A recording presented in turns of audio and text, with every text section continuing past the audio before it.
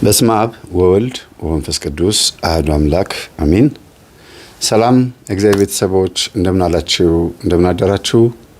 አሜን። የአምላካችን የጌታችን የመድኃኒታችን የኢየሱስ ክርስቶስ ስሙ ከአጽናፍ እስከ አጽናፍ ከፀሐይ መውጫ እስከ ፀሐይ መጥለቂያ በፍጥረት አንደበት ሁሉ የተመሰገነ ይሁን። እንደ እግዚአብሔር ፍቃድ ዛሬ ይዤላችሁ የመጣሁት 225ኛ ፈተና ገጠመኝ ነው። ይህ ገጠመኝ እንዲቀርብ ምክንያት የሆነው ገጠመኝ ደግሞ 223ኛ ገጠመኝ ነው። 223ኛ ገጠመኝ ላይ ወድቆ የተገኘው ልጅ ታሪክ አቅርቤላችሁ ነበረ። እኔ ብዙ ጊዜ አንድ ወርም ሁለት ወርም አንድ ዓመት የሚፍጅብኝ ገጠመኞችን ራሴ ደክሜባቸው እስከ ቅዱስ ቁርባን ድረስ ያደረስኳቸው ሰዎች በአጀንዳ ላይ ከትቤ ስጨርስ ነው ለእናንተ ማቀርበው። ይህን ገጠመኝ ግን ገና አጀንዳ ላይ እንኳን አላሰፈርኩትም። ለእናንተ ቶሎ ማቅረብ ስላለብኝ ነው ይህንን ገጠመኝ በፍጥነት ያመጣሁት። ግን አጀንዳ ላይ መስፈሩ አይቀርም። አጀንዳ ላይ ሳሰፍረው ሁለት አይነት ልማድ አለኝ። አንደኛ ኮሜንቶቻችሁን ከነስማችሁ እገሊት የምትባል እገሌ የሚባልም እኔም እንዲህ አይነት ታሪክ አለኝ ብላ ጽፋለች ብሎ ጽፏል ብዬ አስቀምጣለሁ። ቀጥሎ ደግሞ ይሄ ገጠመኝ ከየት ዓመት እስከ የት ዓመት ድረስ ፈተና እንደነበረባቸው እኔ መቼ ከነሱ ጋር እንደተዋወኩኝና መጨረሻ ላይ ደግሞ አጀንዳ ላይ ያሰፈርኩበት የመጨረሻዋን ደቂቃና ሰዓት ጽፌ ለሚቀጥለው ትውልድ ለልጆቼም ሊሆን ይችላል ለእናንተም እናንተም ደግሞ ለሚቀጥለው ትውልድ እንድታስተላልፉት በአጀንዳ መልክ ቀርጬ ያስቀመጥኩት ነው። በመጽሐፍም በማንኛውም በኦዲዮም እየቀረበ ያለው ገጠመኝ የሰዎች እውነተኛ ታሪክ እስከሆነ ድረስ መጪው ትውልድ ደግሞ ማስረጃ የሚፈልግ ትውልድ ስለሆነ ከነ ማስረጃው ከነ ቪዲዮ ለቤተ ክህነት የሚሰጠውን ለቤተ ክህነት የደብተራዎችን ተንኮል ቤቴ መቀመጥ የሚገባውን ቤቴ ያስቀምጬ በወረቀት የሚመዘገበውን ጽፌ ህልምም ሁሉ ሳይቀር ጽፌ ላይቭ ሁሉ እየተጻፈ ነው። በነገራችን ላይ ላይቭ ላይ የተናገራችሁት ሁሉ በዶክመንት እየተጻፈ ስለሆነ ምንም የማይጻፍ ነገር የለም ማለት ነው። እግዚአብሔር ይመስገን። ወደ ገጠመኛችን እንግባ።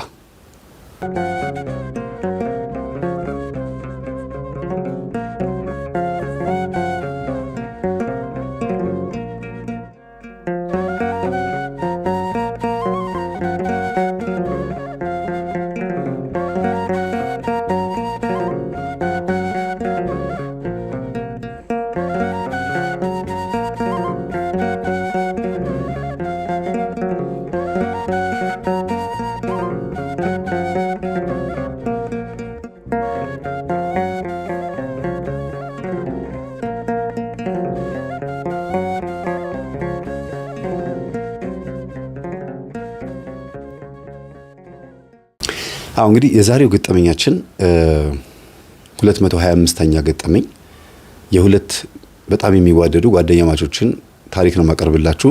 ሴት ጓደኛማቾች ናቸው። ዋናዋ ባለ ታሪክና ጓደኛዋ ብዬ ለመለየት እንዲመቻችሁ ነግራቸዋለሁ።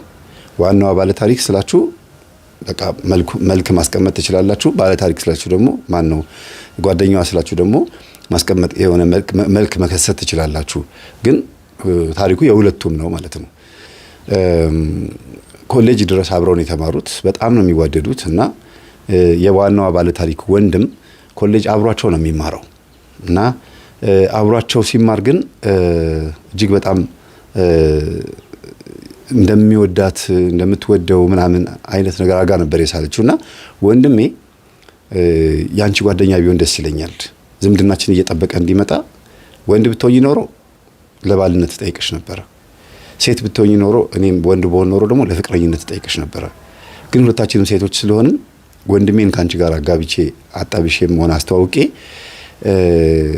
ዝምድናችን እንዲቀጥል ጓደኝነታችን እንዲቀጥል እንዳንራራቅ ማድረግ እፈልጋለሁ ትልና ትነግራታለች። እሺ ብላችኛውም ጓደኛዋም ደስ ይላታል። በጣም መለሎ ረጅም የደም ግባት ያለው ወይም ደግሞ ምንድነው የሚባለው ይሄ ደስ ያለው ፈርጠም ያለ ስለሆነ እንኳን እንደዚህ ተብላ በጠየቀኝ ብላ የምታስብ ናት። እንኳን እህቷ አገዛት ቀርቶና ነገሮች ሲመቻቹለት ወንድ ልጅ ደግሞ ሴት እንኳንም በዚህ መልክ መታ እንዲሁም ምላሱም አይቻልም፣ አስቸጋሪ ነው። ያው ይጠይቃል፣ ይከናወንለታል ምናምን። ከዛ ዞር በከዚህ ብሎ ሌላ ሴት ጋር ነው የሚሄደው። ሴቶችም አሁን አዲሱ ባህሪያቸው ይሄ ነው። ግን የሴት ነው የወንድ ነው ማለት በማንችልበት ደረጃ ላይ እንኳን ብንሆንም በዚህ ዘመን እቺ ልጅ እህቱ ትመጣና ጓደኛዬ ጥሩ ስሜት አላት ላንተ ብትቀርባት ስትለው ደስ ይለኛል ነው ወዲያውኑ ተገኝቶ ነው ከዛ ሴት ናታ ጓደኛዋ ናት ምንም የሚያስጠላ ፓርትም የላትም ተወዳጅ ልትሆን የምትችል ልጅ ነች። በዛ ላይ ደግሞ ስነ ምግባርና ስነ ስርዓት ያላት ልጅ ናት እና ፍቅር ታስጀምራቸዋለች። ኮሌጅ እየተመላለሱ እነሱ ሁለቱ አብረው ሲመጡ ያቺኛዋ ደግሞ ከሌላ ሴት ጓደኛ ጋር አውቃ እየተቀራረበች ሁለቱ እንዲያወሩ እያደረገች ከሆነ ጊዜ በኋላ ግን እሱን መሀል አድርገው እየተጫወቱ በቃ መደበኛ ፍቅረኛዋ እንደሆነ ታወቀና የሆነ ጊዜ ላይ ተከሰተ። በቃ ድንገተኛ ነገር ተፈጠረ። ምንድነው እሱ? አረገዝኩ የሚባል ነገር መጣ ይላል። እኔ እንድታረግሽ ነው እንዴ ጓደኛዬ እንድትሆኝ የፈለኩት?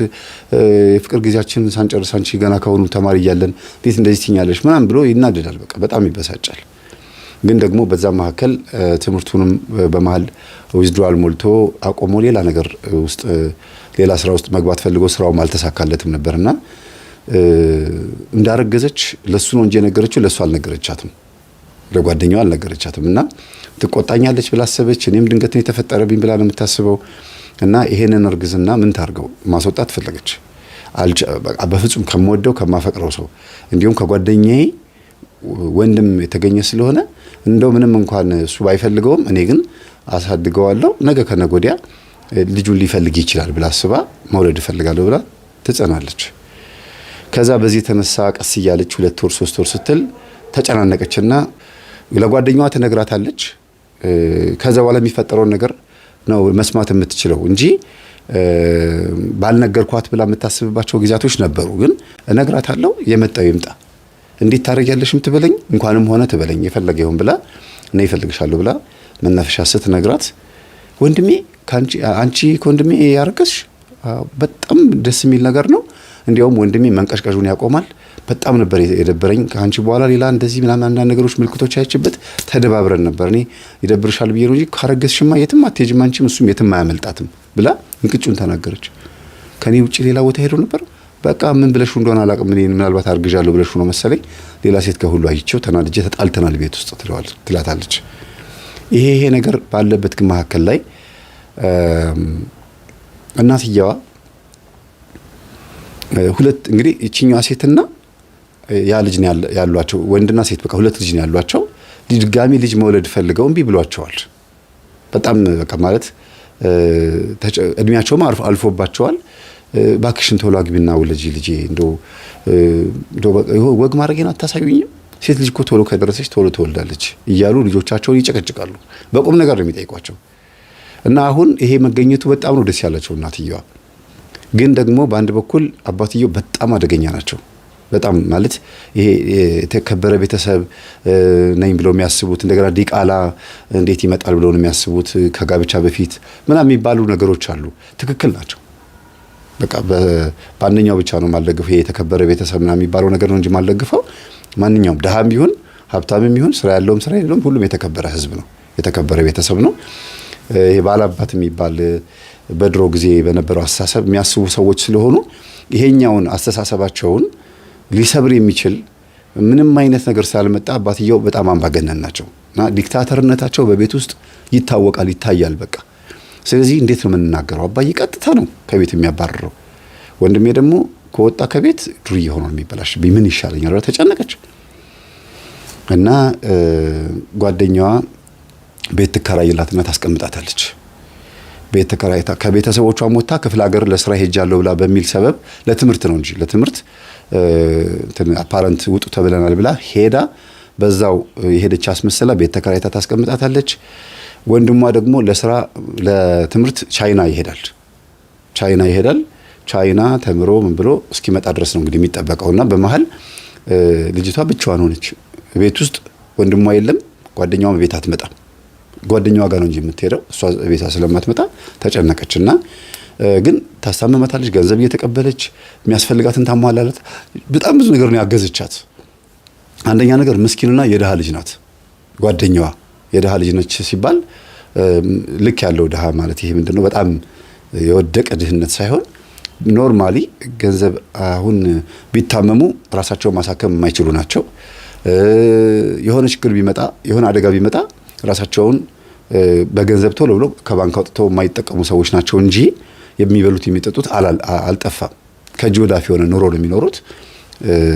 ቤታቸውም የሚያሳጣ አይደለም፣ ግን ገንዘብ የላቸው ኢቭን ቀሚስ እንኳን ራሱ እሷ ነች የምትገዛላት የምትቀይርላት በጣም ነው የምትወዳት የምታስብላት እና አሳፈርኩሽ ጓደኛዬ ማድረግ አልነበረብኝም ራሴ መጠበቅ ነበረብኝ መከላከል ነበረብኝ እኔ እኮ ብዙም ስለማላቅ ነው ምናምን ትላት ግድ የለሽም በቃ እንኳንም ይሄ ልጅ ተገኘ ይወለድና እግዚአብሔር የሚያደርገውን ያደርጋል ብለው ከዛ ሲሉ የተከራየችበት ጎረቤት ያሉ ሰዎች እንዴት ነሽ ደህና ነሽ ወይ የልጁ አባት ማን ነው ያለውን ነገር ትነግራቸዋለች እንደዚህ ተፈጥሮብኝ ነው ስትል ጊዜ አይ የሴት ነገር እኔም የሴት ልጆች እናት ነኝ በይነ ከኛ ጋር ጸሎት አድርጊ ብለው ጸሎት ማታ ማታ አላቸው የነማን ቤተሰቦች ይመስሏቸዋል የኛ ትምህርት የሚያዳምጡ እንደናንተ አይነት ቤተሰቦች ናቸው አብራ መጸለይ ትጀምራለች አብራ መስገድ የሩፋኤልን ጸበል እሺው እያሏት እምነቱን እያሸች ንስሐ አስገብተዋት ቅዱስ ቁርባን ትቀበል አድርገው ሆዷ እስከሚ በደንብ ገፍቶ ጎንበስ ቀና ማለት እስከምትቸገርበት ጊዜ ድረስ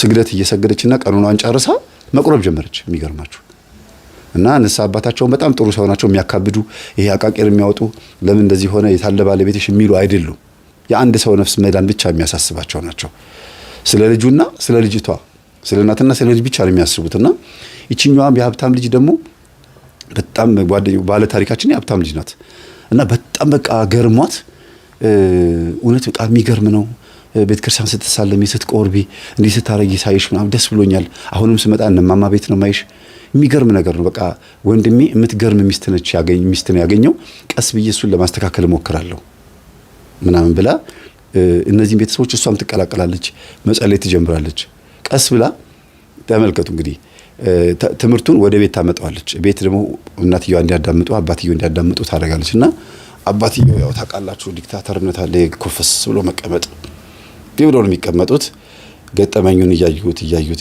እንደሚተነፍስ ፊኛ እንዲህ እያሉ ብሎ ማዳመጥ ጀመሩ አሉ መጀመሪያ ጊዜ ምንድነው የከፈትሽው እያሉ ይሄ ጋዜጣ ፕሬስ ኢትዮጵያ ፕሬስ ድርጅት የሚሸጣቸው ጋዜጣዎች አሉ አይደል መጽሔቶች አሁንም ድረስ እሱን ነው የሚያነቡት የሚገርማችሁ ማለት በአሁኑ ሰዓት ሞባይል በማየት የተለያዩ ማህበራዊ ሚዲያዎችን ዩቲዩቦችን በማየት ብዙ ኢንፎርሜሽን ይገኛል ከመጽሐፍና ከመጽሔትም በጣም ብዙ ዕውቀት ይገኛል ግን አንድን ነገር ካስለመዳችሁ ተራሳችሁን በዛው ነገር ነው የሚያስቀጥላችሁና እውነት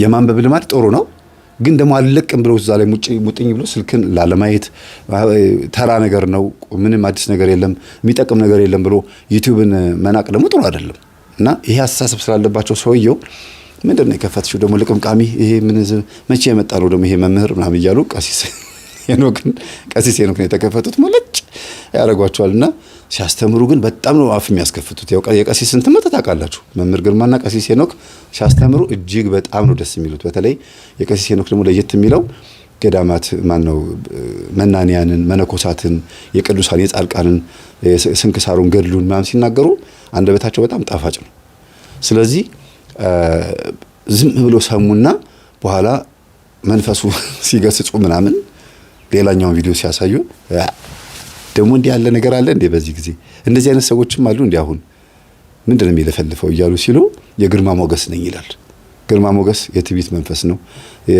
በቃ ብቻ በአጠቃላይ የትዕቢት መንፈስ እንደሆነ ምናምን ቀሲስም ያብራሩ ምን ይያሉ ቪዲዮ ላይ ይሰማሉና ሆን ብለሽ መርጠሽ ነው ከዚህ ሰውዬ ቪዲዮዎች ውስጥ ይሄንን ያመጣሽልኝ አሉ አባዬ ብዙ ቪዲዮ እኮ ነው ያለው አይታላ ዝም ብዬ ቁጥር እንኳን የለውም ዝም ብዬ ነው ወደ ላይ አድርጌ የከፈትኩት አይ እንደው ይገርማል ትንሽ ይኮረኩራል አሉ ፍቢታቸው ብርድ አለች እንደሱ ካወቅም አንድ ነገር ነው ይላሉ እናትየው ያው ሶፋ ላይ ቁጭ ብለው በቆሏቸው እየጠበሱ ክረምት ነው አስቡት እና ነገሮች ቀስ እያሉ እስቲ ቀጣዩን ቪዲዮ ክፈቹ እስቲ ቁም ነገር ያለው ይመስላል ይሄ ቄስ እያሉ ከዛ በኋላ አንተ ይሉት የነበረውን ቄስ ያው እንግዲህ የትዕቢት መንፈስ ስለሆነ ቄስን አንተ አይባልም አይደል አንቱ ነው የሚባለው ግን የትዕቢት መንፈስ ስለሆነ ያለባቸው መጀመሪያ አንተ አሉና ከዛ እኚህ ቄስ የት ነው የሚያገለግሉት ማለት ጀመሩ አባትየው እኚህ እንግዲህ ወይን አምባ ናቸው እንደዚህ ነው ምናምን ብላ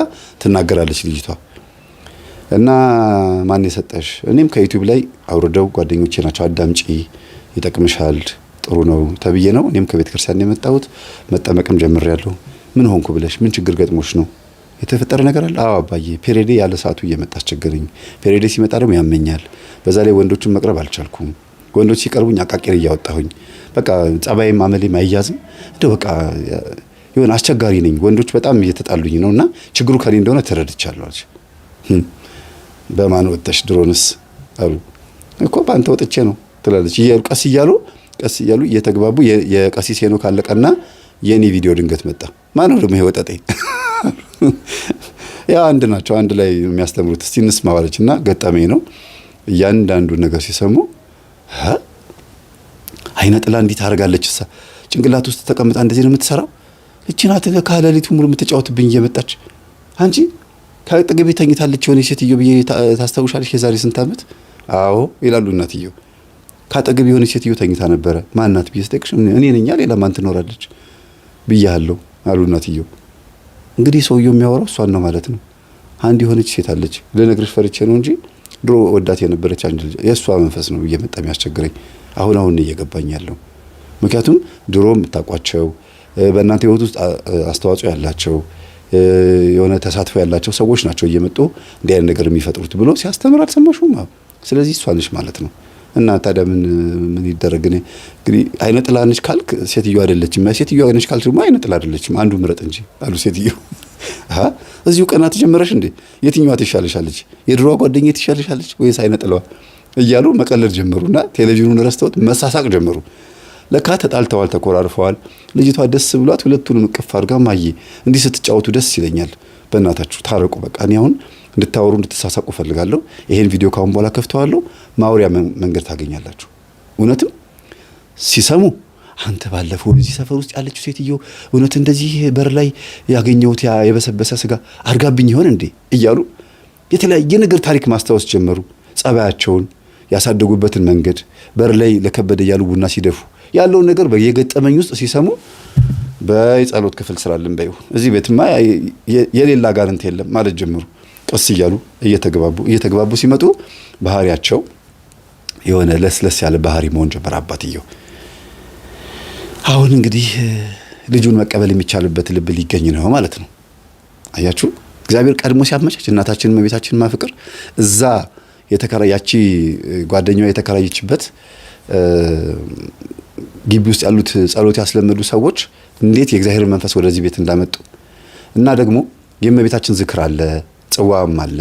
እመቤታችን ስራዋን ትሰራለች፣ አይዞሽ ይቀበሉሻል፣ በእውነት ልጅሽን ይቀበሉሻል እያሏት ነበርና በኋላ እናትየው እንደው ልጅ አሉ እዛ ያሉት እንደው አንድ ዘዴ መጥቶልኝ ነበር፣ ወለጂውና ስትገላገይ እነግርሻለሁ አሏት። እሺ ችግር የለውም ማለች።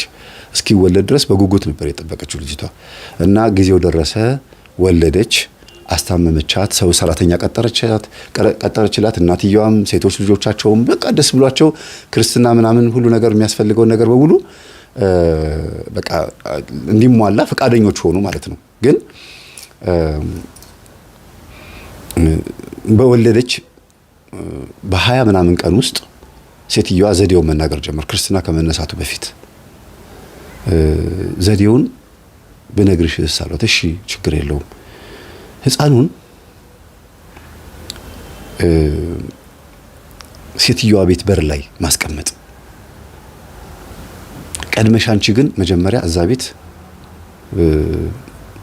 በሆነ አጋጣሚ መገኘት አለብሽ፣ በሆነ ክስተት መገኘት አለብሽ።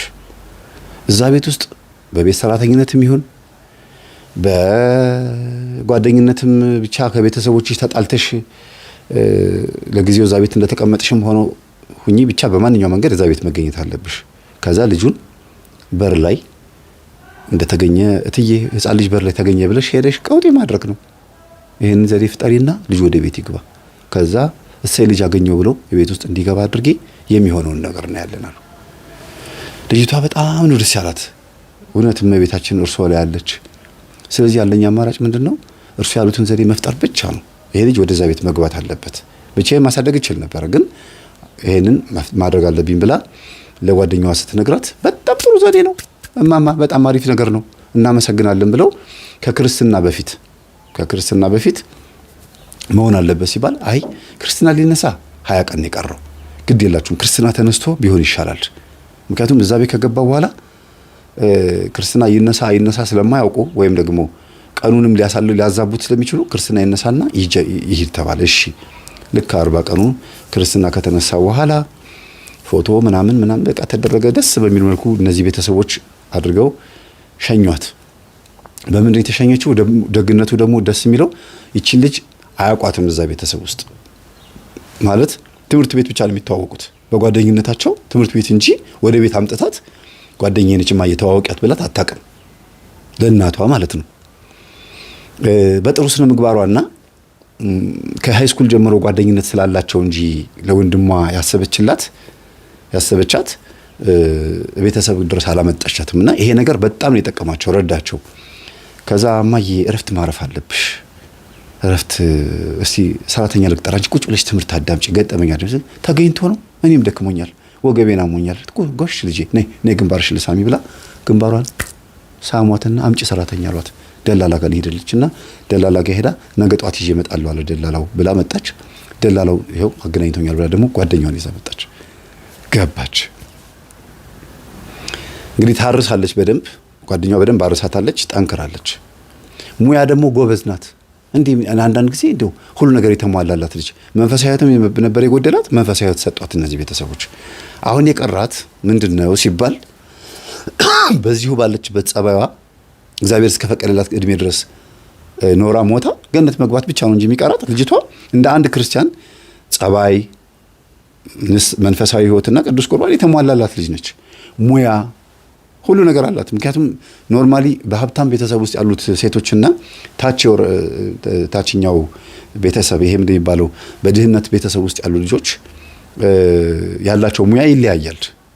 ምንም እንኳን እነዛ ሀብታም ቤተሰብ ውስጥ ያሉት ሙያ የላቸው ማለት ባይቻልም የራሳቸው የሆነ ባሉበት ደረጃ ሙያ ይኖራቸዋል። ኪችን ውስጥ ደስ የሚል የሆነ ጥሩ ሙያ ይኖራቸዋል። እንጀራ ላይወዱ ይችላሉ፣ ወጥ ላይወዱ ይችላሉ እንጂ የሚጠባበሱ ነገሮች ላይ ግን አሪፍ ጠባሽ ናቸው። እና ወደ ቤት አመጣቻት ጓደኛዋን። ጸሎት ክፍል ለእናቷም እኔ እንድሰራ ወደ ቤት ተጠራሁኝ። አባትየውንም ተዋወቅኩ። ምን አልኩኝ እና መምህር እፈልግሃለሁ ብላ ጠራችኝና ልክ ሰራተኛዋ በገባች በሁለተኛ ቀን ላይ ነው የተጠራሁት። የምነግርህ ታሪክ አለኝና አሁን ክትትል እፈልጋለሁ አለችኝ። ምንድነው ክትትሉ አልኳት። እቺ ቤቱ ሰራተኛ የምታያት ሰራተኛ ጓደኛዬ ናት፣ አውቄ ነው ያመጣኋት። ለምን? ከወንድሜ አርግዛ ወልዳለች። ልጁን መንፈሳዊ ሕይወት ያስተማሩን ያንተን ትምህርት የሚያዳምጡ መንፈሳዊ ያደረጉን ቤተሰቦች ጋር ነው ልጁን ጥለን የመጣ ነው። አሁን እኛ ያሰብነው ወድቆ እንደተገኘ በር ላይ አምጥተው እንደተገኘ አድርገን ነው የምናወራውና ምን እናድርግ ስትለኝ ጥሩ ዘዴ ነው፣ በጣም አሪፍ ነው። ለወንድምሽ ብለሻል የምታረጊው? አዎ። ወንድምሽ ሲመጣ ግን ልጅቷ ቤት ውስጥ የቤት ሰራተኛ ሆና ሳያት ምንድነው የሚሰማው? የፈለገውን ይሰማው። ገና ከውጪ እነግረዋለሁ። ከዛ በኋላ ከፈለገ ውጪ ማደር ይችላል እንጂ ልጁ ማደግ ያለበት ግቢ ውስጥ ነው አለችኝ። ጥሩ ዘዴ ነው። እኔ ምንድነው ማገዝሽ አልኳት። አንተ የምታግዘኝ ወንድሜን በመቀየር ነው አለችኝ። በቃ መቼ ነው የሚመጣው? እንግዲህ ቅርብ ጊዜ ይመጣል። ለአጭር ኮርስ ነው ሄጃለሁ ብሎ ቻይና ነው ሄደው። ሲመጣ ወንድሜን ታግዝልኛለህ፣ እየመጣህ አባቴን ታስተምርልኛለህ። ጓደኛዬም ያው ሁላችንም ቅዱስ ቁርባን እንድንበቃ ነው የምንፈልገው። ጓደኛዬ ግን ተቀብላለች። እኔና ቤተሰቦቼ አልተቀበልንም። ያው እኔ ትንሽ ደረቅ ባህሪ ነው ያለኝ ምናምን ብላ ስለራሷ በደንብ አጋ ነገረችኝ። የሚገርማችሁ እንዲህ አቧራ አታነሱባትም ልጅቷ። ከጸጉሯ ጀምሮ እስከ እግር ጥፍሯ ድረስ እንከን የማያወጣላት ቆንጆ ናት። ግን ጸባይዋ በጣም የሚያስጠላ ጸባይ ያላት። ያው እየሰማችኝ ወይ መምህር እንደዚህ አትበለኝ ነው የምትለው እርግጠኛ ነኝ። የሚያስጠላ ጸባይ፣ ደስ የማይል ጸባይ ነው ያላት። ግን ስለ ውበቷ ስለ ቁንጅናዋ ብሎ አንድ ጎረምሳ ዝም ብሎ አዳምጧት ምናምን እሺ ምናምን ብሏት ዝም ብሎ ሊሄድ ይችላል እንጂ ለደቂቃ አብራችኋት አትቀመጡ። የሆነ ደስ የማይል ፊቷ፣ አይኗ፣ አስተያየቷ፣ ንቀቷ ምናምን ደስ አይልምና ከማን የመጣው? አባቷ ልክ እንደዛ ናቸው፣ ተመሳሳይ ናቸው። በቃ ሴት ልጅ ከአባቷ ስትወርስ ይገርማል። ወንድ ልጅ ነው ብዙ ጊዜ የሚወርሰው የባህሪና እንትን አይነ ጥላ መንፈስም ወንድ ልጅ ከአባቱ ይወርሳል ይባላል። አይቀርለትም ወንድሟም እና በኋላ መጨረሻ ላይ ተሰሙታላችሁ። እና እኔ ከአባቴ ባህሪ መውጣት እፈልጋለሁ፣ በጣም መጥፎ ባህሪ ነው ያለኝ መምህር ብላ ራሷ ባህሪዋን ስትናገር እያወራሽኝ ይታያል ባህሪሽ አልኳት። አዎ ሳወራህ ከልቤ ነው ማወራህ ግን አይመስልም አይደል አለችኝ። አዎ ዝም ብለሽ የውሸትሽን ምናምን የለብለብ የላይላዩ የምታወሪ ነው የምትመስለው ጊዜ ከልቤ ነው የምነግርህ። ግን ሁሉም ሰው እንደዚህ ይለኛል። ከልቤ ሳወራ እየዋሸሁ ነው የሚመስላቸው፣ ወይም ደግሞ የሽርደዳ ይሄ ፉገራ ማወራ ይመስላቸዋል። እና በተግባር ስሰራው ነው ቁም ነገረኛ ሲሆን ነው የምታመነው አለች። ለዚህ ነው ጓደኛዬ ራሱ ተግባራዊ ሲሆን እንደምወዳት ብዙ ቦታ ይዣት ሲሄድ ምን ስል ነው ያመነችኝ እንጂ ግን እየዋሸሽኝ አይደለም አይደለ አውቀሽ አይደለም አይደል ከኔ ጋር የተቀራረብሽው በእናትሽ ፊትሽ ላይ ጥሩ ስሜት አይታይም ብላኝ በመከራ ነው ጓደኛዬ የሆነችው። እና ራሱ ፊቴን ሰርቶኛል መንፈሱ አለች ልጅቷ ባለ ታሪካችን ማለት ነውና በቃ እውነቱን ሰማሁኝ። የቤት ሰራተኛ ናት። ሽርጧን አድርጋ ምናምን ሰጥለጥ ብላ እየሰራች ነው። ትምህርቷን ያው አቆማለች። በወሊድ ምክንያት ስላቆመች ግዴታ ነው፣ ምንም ማድረግ አይቻልም። እና የትምህርት ቤት ጓደኞቿ ቤት እንምጣ ሲሏት እንዳይመጡ አስቆማለች። ለምን ጓደኛዋን ካዩት እዛ እንዴት እንደዚህ ሊሆን ቻለ ብለው ነው የሚያስቡት። ስለዚህ ጓደኞቿን አስቀርታለች። ከዛ ውጭ ደግሞ በጓደኝነት ያላቸው ነገር እየጨመረ እንዲመጣ እንዲያውም የጠቀማቸው ቤት መምጣቷ ነው። ማታ ማታ አባዬም እማዬም ከተኙ በኋላ ሁለት ጓደኛሞች ይሰግዳሉ፣ ይጸልያሉ፣ ገጠመኝ ያዳምጣሉ። ይሄንን አጋጣሚ ያሰቡት ይገርማቸዋል። ወደ ቤቷ የመጣችበት መንገድ፣ የወለደችበት መንገድ ሁሉ ነገር እየገረማቸው ሁለቱን ቀን አልፈው ልጁ ሶስተኛው ቀን ላይ ነው የሚመጣው ማለት ነውና እንደ ነገ ነው የምናመጣው አሉ። እኔ መገኘት አለብኝ አንተ ውስጥ ሁን አሉኝ። እሺ አልኳ። እኔ ምክንያቱም ይሄን ማየት አለብህ ተብዬ ነው። እና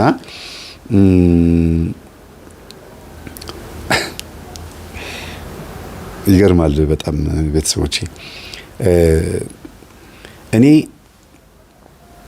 ውስጥ ሆኜ ከአባትየው ጋር እየተወያየው ምን እያልኩኝ ጠዋት 3 ሰዓት አካባቢ ላይ ቅዳሜ ይሁን ተብሎ ማለት ነው 3 ሰዓት አካባቢ ላይ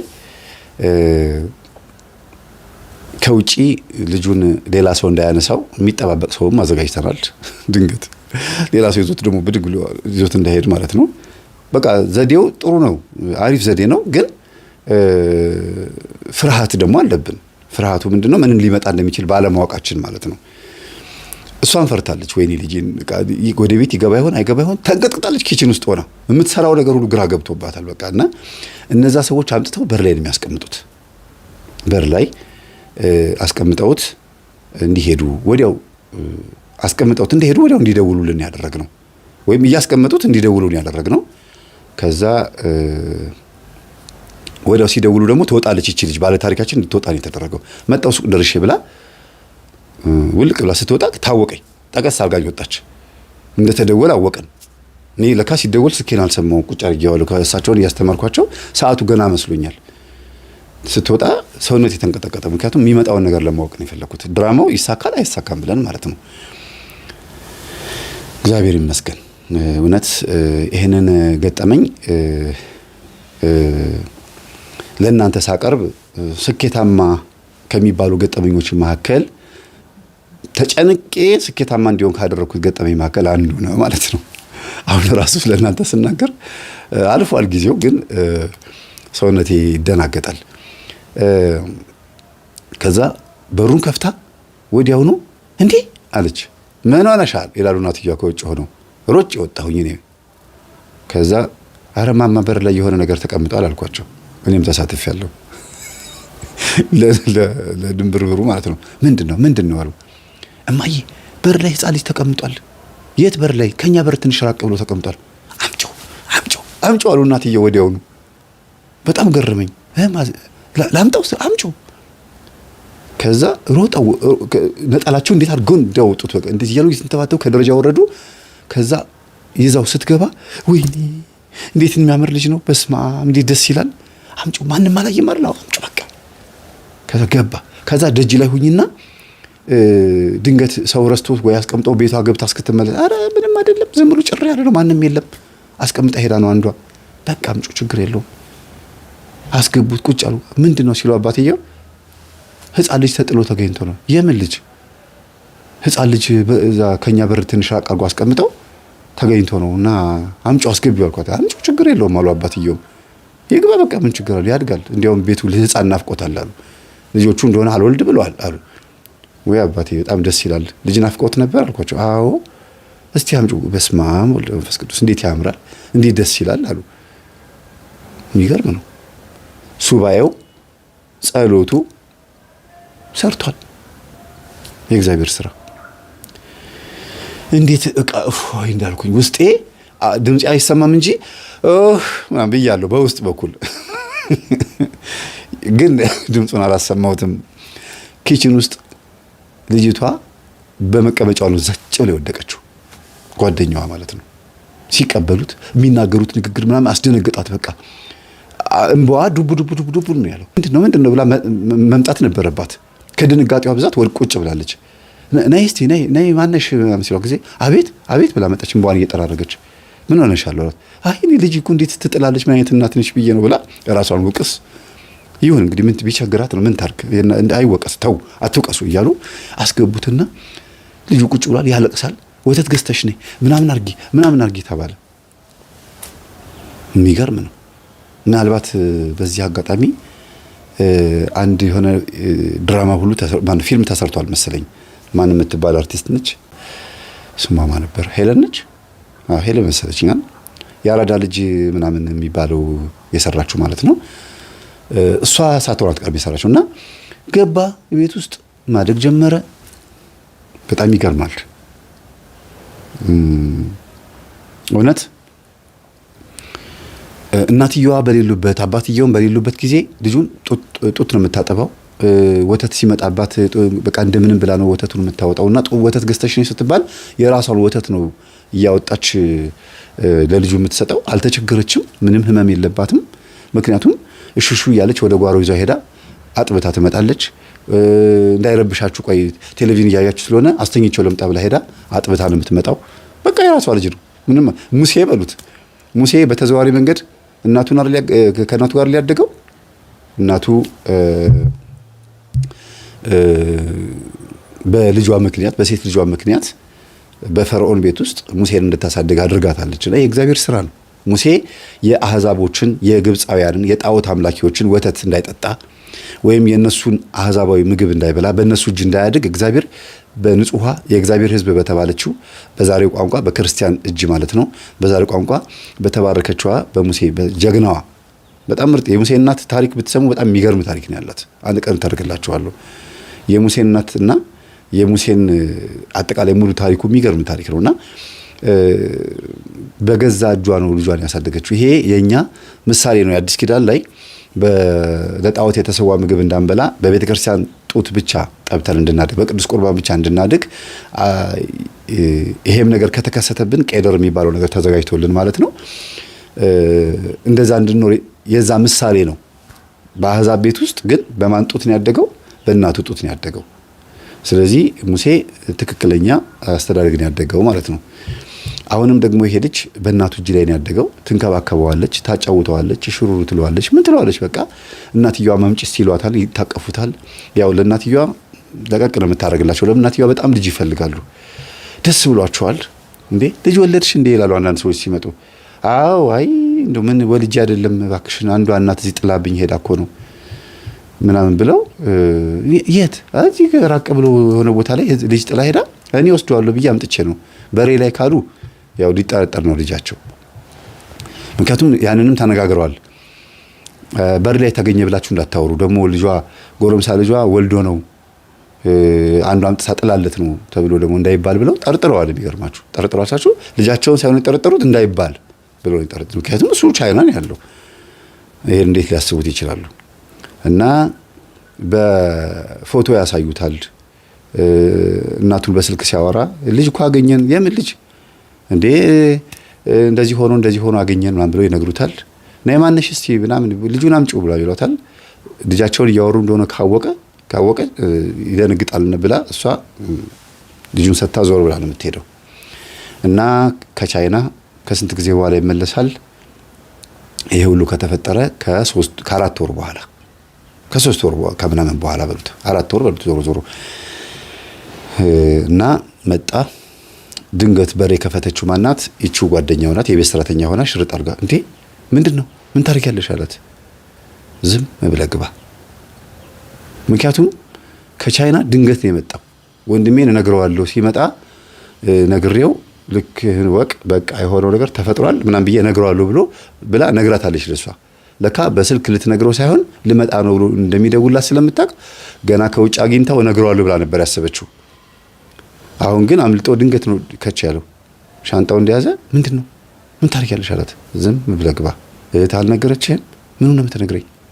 የቤታችሁ ሰራተኛ ሆኛለሁ፣ ጸጥ ብለህ ግባ አለችው። ለምንድን ነው እንደዚህ ያደረግሽው? በቃ ስትናፍቀኝ ምን ላድርግ? ከዛ በነገራችን ላይ እርግዝና የሚባለው ነገር ረስቶታል። ይሄ ያረገዝኩ በ5 ጊዜ ረስቶታል። ለምን እንኪ አስወጪው ብሎ ሰጥቷታል። ማስወጫ ያው ማስወረጃ ማለት ነው። ሰጥቷት በጣም አልቅሳ ገንዘቡን እዛው መንገድ ላይ በትና ነው ሄደችው። አልፈልግም አላስወርድም ብላ ወስና ማለት ነው። ስለዚህ አስወጥተዋለች ብሎ ነው የሚያስበው። የቤት ገባ፣ አየ ልጁን ምናምን፣ እናትየውንም ሰላም አለ። በጣም የሚገርም ነው አንቺ፣ የሚገርም ነው በቃ እማዬ፣ እኛ በቃ አግብተን አንወልድም ስንልሽ አንቺ በጎን ልጅ ከጉዲፈቻ መጣት ጀምር። ኧረ ጉዲፈቻ አይደለም ራሱ እግዚአብሔር አምጥቶ ሰጥቶኝ ነው። እናትየዋ ደግሞ ራሱ ሰጥቶኝ ነው። ቀስ እያሉ ልጁን ይዘው ወጥተው ፀሐይ ላይ ቁጭ እያሉ ናስቲ እዚህ ሁን እያሉት፣ ከዛ እሳቸው ልጁን ይዘው መጥተው ፀሐይ ላይ ሲቀመጡ እሱ ቆይ መጣው ማዘር ሻወር ልውሰድ ልብሴ ልቀይር እያለ ውስጥ ሆኖ ከልጅቷ ጋር ይጨቃጨቃል። በዚህ ሳምንት ውስጥ በዚህ 2-3 ቀን ውስጥ ከዚህ ቤት ካልወጣሽ በእውነት እጎዳሻለሁ፣ በጣም ነው የምጎዳሽ፣ በጣም ነው የምጣላሽ አላት። አላደርገው እረፍ ስነ ስርዓት አድርጋለችው። ከዛ ተናዶ በቃ እናትየውን እየመጣ እንትን ይላል። መጥቷል መምህር ብላ ነገረችኝ። መጣ እና ምን አለ? ኧረ አልነገረችውም እነግረዋለሁ ብላ ነበር። በቃ ችግር የለውም እኔ ያገኘዋለሁ። ደወልኩለት። ሰላም ነው አልኩት። እግዚአብሔር ይመስገን ፈልጌህ ነበረ፣ ያው ሙያውን ስለተነገረኝ እንዲህ ነው ፈልጌ ነበረ ስለ ጊዜ። እሺ ገና መግባቴ ስለሆነ ከውጭ ሀገር 1 ሳምንት ወይ ምናምን ታገሰኝ አለኝ። አይ በዚህ 3 ቀን ውስጥ ባገኘ ደስ ይለኛል። ስለዚህ እሺ ችግር የለውም አለኝ። ምክንያቱም በራቀ ቁጥር ልጅቷ እንዳያባራት ፈርቼ ነው ነግራኛለች። ከዛ እህቷ ጋር ደወልኩኝ፣ ባለ ታሪካችን ጋር ደወልኩኝና አረ ወንድምሽ መጥቷል አልኳት። መጥቶ ቤት ገብቷል፣ ከቤት ትወጫታለሽ እያላት ነው፣ አስወጣሻለሁ ብሎ እየተጣላት ነው አልኳት። ደንግጣ ወደ ቤት ሄደች። ወንድሜ መጥቷል፣ አንተ አትደውልም እንዴ ምናምን። ለምን ነው የምደውለው? ድንገት መምጣት አልችልም፣ መብቴ እኮ ነው አለ። ከዛ ተንቀጠቀጠች። ምን ሆነሻል ደግሞ? ልክ አይደለሽም፣ ደንግጠሽ የመጣሽው ከየት የመጣሽው አላት። አይ ምንም አልሆንኩም፣ ዝም ብዬ ነው በቃ ደብሮ የነበረ መምጣትን ስሰማ ነው ደስ ብሎኝ ነው የመጣሁት። ደብሮኛል፣ ቤት ውስጥ ብቻዬን ነበርኩ። ምን ብቻሽን ትሆኛለሽ አላት። ደንግጧል እንግዲህ ያው ካፉ አምልጦት ነው አለችና ዝም አለች። እንዴ ምን ብቻዋን ትሆናለች? ይሄ ሁሉ ይሄ ልጅ አለ፣ ከሰራተኛዋም ጋር በጣም ተግባብተዋል፣ አብረው የሚጸልዩት፣ አብረው የሚሰግዱት። ጸሎት የኔ እህት ነች የምትጸልየው አለና ሳቀ። ከት ብሎ ሳቀ፣ እግሩን አንስቶ ሳቀ። ገባ፣ ወጣ፣ ሄደ። ሻይ ልጠጣ ብሎ ወጣ። ተከትለው ወጣችና አንድ አፍ እንዳትከፍት ነግሬሃለሁ፣ በቃ ስነ ስርዓት አድርግ። እቤት መታ የቤት ሰራተኛ ሆናለች። ለምን የቤት ሰራተኛ የሆነችው? አንደኛ በገንዘብ ስለተቸገሩ ደና ገንዘብ ከፍላታለሁ። እኔ ቤት መታ ከኔ ጋር ጓደኛዬ ትሆናለች። ጥሩ መንፈሳዊ ጥሩ ልጅ ስለሆነች የቤት ክርስቲያን ልጅ ስለሆነች እኔን ጸባዬን ታስተካክለኛለች። ታውቃለህ ባህሪዬን፣ ጸባዬን ታውቀኛለህ። ያንን ባህሪዬን እየገራችኝ ነው። ደግሞ ጓደኛ ሁሉ ይዣለሁ። አንቺ ልጅ ወንድ ጓደኛ የምትይዥው ምናምን ብሎ ቀለደባት። አዎ ያንተ ጓደኛ የነበረችው የኔ ጓደኛ ባህሪዬን እየገራችው ስለሆነ እንኳን እኔ ገና አንተን ትገራለች። ታያታለህ እያንዳንዱ ባህሪዋን አለችው። እኔ አሁን እቺ ልጅ እዚህ ቤት ውስጥ ማየት አልፈልግም፣ ከዚህ ቤት ታስወጭልኛለሽ ምናምን አላት። በፍጹም አይሆንም፣ ያረከውን ሁሉ ሰምቻለሁ። በጣም የሚያሳዝን ነገር ነው ያደረከው፣ በጣም ነው ማዝነው አለችው።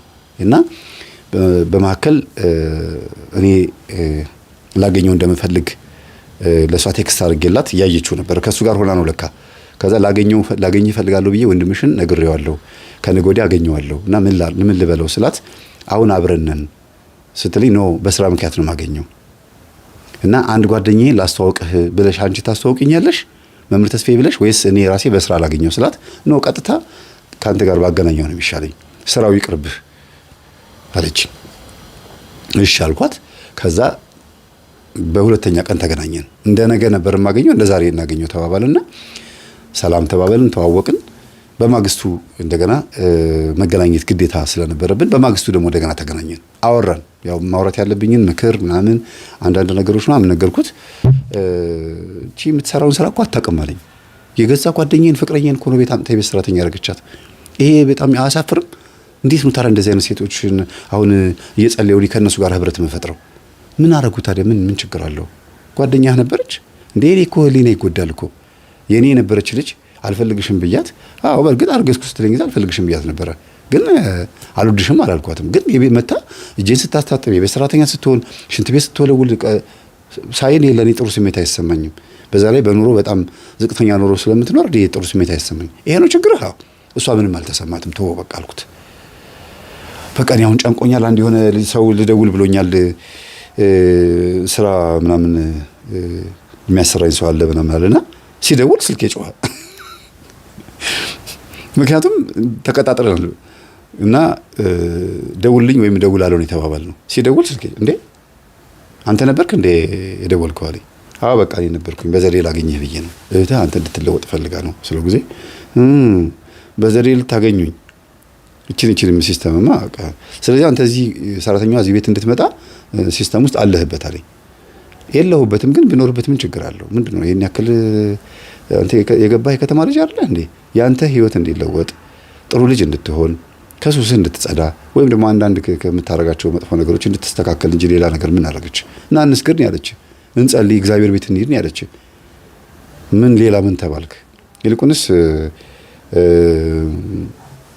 ዓለም ሲኒማ 6 ሰዓት ከሌሊቱ 6 ሰዓት የሚል ፊልም ወጥቷል። እሱን ፊልም ማየት ስለምፈልግ አብረን እንሂድ አልኳቸው። ፊልም ታያለህ እንዴ አለኝ። አዎ አልኩት። ምን ችግር አለው ስለ አይ የቤተክርስቲያን አገልጋይ ነኝ። ታዲያ ቤተክርስቲያን አገልጋይ ፊልም የሚያለ ማን ነው? በሉ ተነሱ እንሂድ አልኳቸው። እኔ ልጁ ፊልም እንደሚወድ ስለተነገረኝ ነው። ከዛ ከሌሊቱ 6 ሰዓት ነው 6 ሰዓት ከሌሊቱ የሚል ፊልም ነበረ። እሱን ይዣቸው ሄጄ ጋበዝኳቸው። ፊልሙ ኦልሬዲ በጣም ማየት የሚገባችሁ ፊልም ነው። እኔ ራሴ ገጠመኝ እያዳመጡ እንደሰሩት እንደጻፉት ስክሪፕቱን 100% እርግጠኛ ነኝ። በስነ ስርዓቱ የዛር መንፈስ፣ እርኩሳን መናፍስት፣ አጋንንት ሰዎችን ምን ሊያደርጉ እንደሚፈልጉ እንዴት ሰው እንደሚጠናወቱ የምታዩበት ፊልም ነውና በዚህ አጋጣሚ ሰላም ተስፋዬንና ሌሎቹንም እዛ ውስጥ ያሉትን አክተሮች በሙሉ በጣም አክባሪያችሁ አድናቂያችሁ ነኝ። ጸሐፊውንም ጭምር ዳይሬክተሩንም ጭምር አደንቀዋለሁ። በጣም ጥሩ ስራ ነው የሰሩት። ስቶሪው ላይ አይደለም ታሪኬ፣ ስቶሪውን ቢውልድ ያደረጉበት ወይም ደግሞ አፕግሬድ ያደረጉበት ያሳደጉበት የውስጥ ታሪካቸው አፈ ታሪክ ነው ብለው ሳይሆን እንደ ሌጀንድ እንደ ተረት ሳይሆን እንደ አንድ ጥሩ ሊታለፍ አይገባውም፣ ይሄ ነገር ሊታሰብበት ይገባል ብለው እንደ አንድ ፖይንት አስቀምጠው ስላለፉ በጣም ነው የማመሰግነው። እና ያንን እያወራን እየተወያየን ገጠመኝንም ምናምን በስልኩ ላይ እየጫንኩለት እኔ ፊልሙን ኦልሬዲ ስላየሁት ቀድሜ አምጣ ስልክህን ብዬ እየጫንኩለት ምን እያልኩለት አንዳንድ ነገሮች እየነገርኩት ምን እያልኩት ለመጀመሪያ ጊዜ ገጠመኝን እንዲያዳምጥ ምክንያት የሆነውም ይሄ ፊልም ነው ማለት ነው። የሚገርማችሁ ቅርብ ጊዜ ማለት ነው። ከዛ ወደ ቤት መጣ። መጸለይ እፈልጋለሁ አለ። እሺ እንዴ ድሮንም እንድጸልይ እኮ ነው ታዲያ መምህር የሚፈልገው። የራሴ ጸሎት ክፍል ነው የራሴ መኝታ ክፍል ነው የምፈልገው። ችግር የለውም ግን አብረህም ብትጸልይ ደግሞ ጥሩ ነው። ኖ እኔ የራሴ የሆነ የጸሎት ስነ ስርዓት እንዲኖር ይፈልጋለሁ አለና ዝም ብሎ ለአንድ ሳምንት ያክል ሞከረና ከዛ ግን ገጠመኝ እያዳመጠ ሲመጣ የሌላ ሐሳብ እንዳመጣ ገብቶት በቃ እናንተ ጋር መቀላቀል እፈልጋለሁ አለ። ምክንያቱም ብቻው መሆን የፈለገው ከሷ ጋር ባለው ሁኔታ ነበር። ግን ደግሞ አሁን ዝም ብሎ ትምህርቱን ሲሰማ ላዩ ላይ ደስ የማይል የአባቱም የእናቱም መንፈስ ባህሪ እንደመጣበትና ከቤተሰቦቹ የወረሰው ከራሱም ከጓደኞቹም ከጫት ቤት ከሺሻ ቤት ምናምን ያመጣው መንፈስ እንዳለ ተረዳና በቃ አብሬ ልጸልይ ብሎ ወንድ እሱ ብቻ ነው የአባትየው ወንድ ቢሆኑም አይናቸው ትንሽ ደከም ስላለ ጸሎት መጽሐፍ ከፍቶ እንዲጸልይ እድል ተሰጠው። የጸለየ ምን እያለ ጸበል ርጨን እያሉት እንግዲህ የአንድ ሳምንት ቄስ ነኝ ገና አንድ ሳምንቴ ነው ከመጣሁኝ ወደ ጸሎት ህይወት እያለ እየረጫቸው የጸሎት ውሃ እየረጫቸው ህይወት እየተለማመዱ መጨረሻ ላይ ተጠራሁ ማለት ነው። እውነቱን እንድናገር ተጠራሁ። ቤቢን እስቲ አምጡልኝ አልኩኝና ቤቢን አቀፍኩኝና ጸሎት ክፍል አብረን ውዳሴ ማርያም ከጸለየን ሰኔ ጎልጎታ በተወሰነ መልኩ ደግሞ ሰይፈ መለኮት ሰይፈ ስላሴን የዘወትሩን ከጸለይን በኋላ እግዚአብሔር እውነት በዚህ ልጅ ምክንያት እንድትጸልዩ ረድቷቸዋል ስለ አረ ከልጁ በፊት ነው እኛ መስገድ መጸለይ የጀመርነው አሉ እናትየዋ። አው ልክ ለነገሩ ልክ ነው፣ ግን ይሄ ልጅ ደግሞ ሲመጣ ቤታችሁ ሞቅ አለ አልኳቸው። አው እውነት ነው፣ ሁላችንም ትኩረታችን ልጁ ላይ ነው።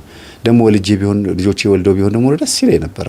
ይሄ ልጅ ማደጉ አይቀርም መቼም ውሃ ይጠጣል፣ ምግብ ይበላል፣ ያድጋል። ነገ ሲጫወት ብስክሌት ግዢልኝ ይላል።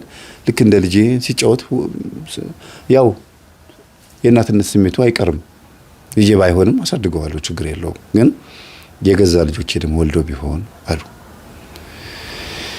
ከዛ አንተ ለምንድን ነው ግማታ ገባው ለምን ደማት ተወልደው አልኩት። እንዴ ከኔ እሷ አትቀድምም እንዴ አለኝ።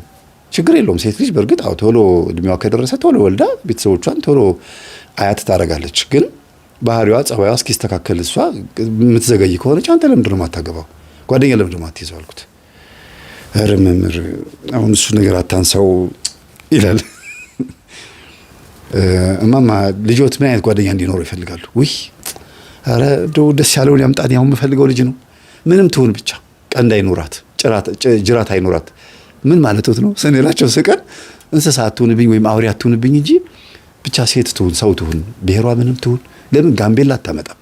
ምን ቸገረኛል ማለት እንግዲህ ከለር ጥቁረት ማለታቸውን እሳቸው እና ኧረ ማዘር የጋምቤሎች እኮ ሰዎች ናቸው። እንዲያውም ተገኝተው ነው እነሱ እኮ በጣም ጥሩ ባህሪ ያላቸው። እነሱ አገር እኮ የኪዳነ ምሕረት ማህበር መስርቼ ነው የመጣሁት አልኳቸው። እውነትህን ነው ክርስቲያኖች አሉ አሉኝ። አዎ ኪዳነ ምሕረት ማህበር አኛው ማን ነው እንዌር ሄጄ ማህበር መስርቼ ነው የመጣሁት። በጣም ጎበዞች ናቸው በነገራችን ላይ በጣም አቅርቤላቸዋል። ገጠሜ ላይ የዛሬ 2 ዓመት ነው ምናምን እጅግ በጣም የሚገርም ገጠሜን ያቀረብኩላችሁ። እንዴት እዛ ሊገሏቸው ሲሉ አንድ ጋምቤላ ምን ያህል አማራዎችን እንዳዳነ እንዳይገደሉ ማለት ነው። ታስታውሳላችሁ መቼም ብዙዎቻችሁ፣ ቁጥሩን ነው የረሳሁት። እና ስለ ዘረኝነት ያስተማርኩት ላይ ነው። በጣም ነው እናትየዋ የሚገርሙት። አባትየው ግን ጸጥ ብሎ የሚያዳምጡትና ጋሼ አያወሩም እንዴ ስላቸው ጊዜ አዎ ምን ኒኮ እንደዚህ ብዙም አይደለሁም፣ ባህሪው አለ አይደለም ዝም ብሎ ማይቀረፍ ባህሪ ገብቶኛል፣ ሁሉ ነገር እኮ ገብቶኛል፣ ግን እምቢ አለኝ በስተርጅና ሆነብኝ ንቃቱ አሉ። አይ በጊዜ እኮ ነው የነቁት አሁን ስላቸው ጊዜ በጊዜማ ልጄ ቢነቃ ይሻለኝ ነበር። ልጆቼ በጊዜ ነቅተዋል። በእነሱ እድሜ ነቅቼ ቢሆን ኖሮ ይሄኔ ሁሉም ልጆቼን እንዴት አድርጌ እንደማሳደግ እኔ ነበርኩ የማውቀው። እድሜ ልኬን ዛር ተጫወተብኝ፣ እድሜ ልኬን አብሾ ተጫወተብኝ። አባቴ እኮ ነው ይሄን አብሾ ያዋረሰኝ። ሰው እንዲወድህ ብሎ ይሄን ግርማ ሞገስ አብልቶ ሲሉ ግርማ ሞገስ ወስደዋል ስላቸው አዎ የግርማ ሞገስ ልጄ እንዲከበር ሰውን እንዲያዳምጠው ተደማጭነት እንዲያገኝ ብሎ ያላበላኝ ያላጠጣኝ አለ እንዴ ምኑ ልጥቀስልህ አሉና ተናገሩና ይሄን እየተናገሩ ቆይተን ልጁን እጄ ላይ ብዙ ማቆየት ስላልፈለኩኝ ቶሎ ሐሳባቸውን ለብቻው ማውራት ፈልጋለሁ። እኔ ተደበቀ ህይወት የለኝም ይኸው ልጆቼ እንዲሰሙት ነው የምፈልገው አሉ። እስቲ ዛሬ እኔ አሁን ላወራ የመጣሁበት ጉዳይ ስላለኝ ነውና እስቲ ቀፉት አልኳቸው። አባትየውን አቀፉትና እንደው እኮ የሚገርም ነው በፊት ወልዳ እሷ ራሱ ሚስታቸው ማለት ነው ወልዳ እንካ ልጅህን ቀፍ ስትለኝ ቁጭ አድርጌው ነበር ምላት ቁጭ አድርጌው እዚህ ጋር ከዛ ሲንጫጫ ሲጎራጭ ምን ሲል ለዚህ ይዞር ቢያይቸው አንቺ ይሄ ልጅ ኃይለኛ ነው እሳ በደረሱ ሲያስተኙ እያልኩኝ ነው እንጂ ማወራው እኔ እንደዚህ አልታቀፍም። አሁን ግን ይሄ ያንተ ትምህርት የእናንተ ትምህርትና የዚህ ልጅ መምጣት እኩል ሲሆን እኩል ነው ልቤ ምን ያህል እንደተለወጥኩኝ ያውቁት ይሄ ልጅ የተቀበልኩበት ማንነት ነው። ለኔም ገርሞኛል ጸባይ ያሉ ላንተ ብቻ አይደለም እኛ ራሳችን ገርሞናል ጸባይህ እኛ አስወጡልኝ ወደዛ ምናምን ምትል መስሎን ነበር አሉ። ይሄ ልጆት እኮ የእርሶ ልጅ ነው ሳቸው አዎ ያው ገብቷል ቤት የልጄ ነው አሉ። ኧረ አይደለም የልጆት ነው አልኳቸው። ማለት አሉ ይሄ ልጅ ታሪኩ እንግዲህ ትንሽ ከበድ ይላል። በር ላይ አይደል ያገኛችሁት? አዎ እንግዲህ በር ላይ የተገኘው በጥበብና በዘዴ ነው ተነጋግረንበት ነው እንጂ የልጁ እናት እሷ ነች፣ የልጁ አባት ደግሞ ልጆት ነው አልኳቸው። እንዴ አለና ፍንጥር ብሎ ተነስቶ መምህር ምን እያልክ ነው ምናምን አለ። እኔ ላንተ ቀጥታ ብነግርህ ገና ባህሪህ ገና በደንብ የተለወጠ ስለሆነ አትረዳኝም። አባትህ ግን መንፈሱን ዋናውን መንፈስ የተሸከሙ እሳቸው ስለሆኑ እሳቸው ናቸው ይሄን ነገር አምነው መቀበል ያለ። እናትህ ይቀበላሉ፣ አንተም ትቀበላታለህ። አባት ነህ በግድ ትቀበላታለህ። አባትህ ግን እንዴት ሊሆን ይችላል ብሎ እንዳይቆጡ ቀድሜ መናገር ያለብኝ ያንን ነው ብዬ እንቅጩን ተናገርኩኝ። ኧረ ልጄ የድሮ ባህሪ የለብኝም ይሁን ያርገው። እንዴት ሊሆን ቻለ ግን? ጓደኛው ነበረች ፍርጥ አደረኩት። ከዛ ተነስቶ ተናዶ ሊወጣ ነበር። ኖ ተመለስ አሉት አባትየው። አባትየው ደግሞ ኖ ካሉ ወይም ደግሞ የሆነ ነገር ባህሪያቸው ለካ ያውቃል መሰለኝ የሆነ ነገር ሲጉዜ ምልስ አለና ሄደና ቁጭ አለ። ስነ ስርዓት አድርግ ሆነ ዝም ብለህ ስማ አሉት። እኛም ፈራን ንግግራቸው። እንዴ ብዬ ልቀጥል አባቴ ልቀጥል ስላቸው ጊዜ ቀጥል ልጅ ያለ ጓደኛዋ ነበረ። እሷ ማለት የትምህርት ቤት ጓደኛዋ ነች። ይኸው ፎቶአቸው አብረው ነው ክላስ ውስጥ የሚማሩት። ወይ ጉድ ይላሉ እናትየው። እንዲህ ነው እንዴ ዘዴው አሉ። አንቺ ታዲያ የቤት ሰራተኛ እኮ ነው የምትመስዪው፣ ሁሉ ሙያሽ ሁሉ ነገርሽ። አዎ ማዘርዬ፣ እሱ በሙያ እንኳን አልታማም። ሃይማኖትሽስ፣ መልክሽስ፣ እንደው ልጁስ እውነት የኔ ልጅ ነው አሉ። አዎ አንተ እንዴት ነው አስወርጅ የምትላት? እንግዲህ ታሪኩን ተናገሬ ከጨረስኩ በኋላ ነው። ምክንያቱም ለእናንተ ሰዓቱን ማስረዘም እንዳይሆንብኝ ነው። እንዴት ይሄን መሰለ ልጅ እንዴ? እኔ ልጁን አይቼዋለሁ እንዴ? ሆድ ውስጥ እኮ ነው የነበረው ልጁ ነው። ከዛ ወደ ሳቃችን መጣ። እናትየው የሚጠይቁት ጥያቄና ልጁ የመለሰው መልስ በሳቅ ነው የገደለን። ከዛ በኋላ እቺ ባለ ታሪካችን ልጅቷ ተንቀጥቅጣ ነበር መሀል ላይ። አባዬ ተቀበልክ? እኛ ሁላችንም ትኩረት ያደረግነው ማለት ነው አባትየው ላይ ነው። ምክንያቱም እቃ ብድግ አድርጎ ይማታሉ የሚባል ወሬ ሰምቻለሁ። እና ምን አረኩ መሰላችሁ? አጠገቤ የእንትን ምንድነው እንጨት አለ። እሱን እንደዚህ አስቀምጨዋለሁ። ድንገት እንኳን ከሰነዘሩ እንደዚህ ለመመከት እንዲመቸኝ ማለት ነው። እንደዚህ ስል እንጨቱ ላይ እንዲያርፍ የመቱኝ ማለት ነው። እንደ ድሮማ አልመታም፣ አሁንማ መዘጋጀት አለብኝ ብዬ ድንገት ከሰነዘሩ እንደዚህ ብዬ ለመመከት ነበር የፈለኩትና አጠገባቸው ነው ደግሞ ያለሁት። እዚች ጋር ነው ያሉት እሳቸው። አባዬ ተቀበልክ? እንዴት ነው የማልቀበለው? የልጅ ልጅ እኮ ነው። አንተ አመዳ እንዴት ነው እንደዚህ የምትለው ምናምን አሉት ልጁን።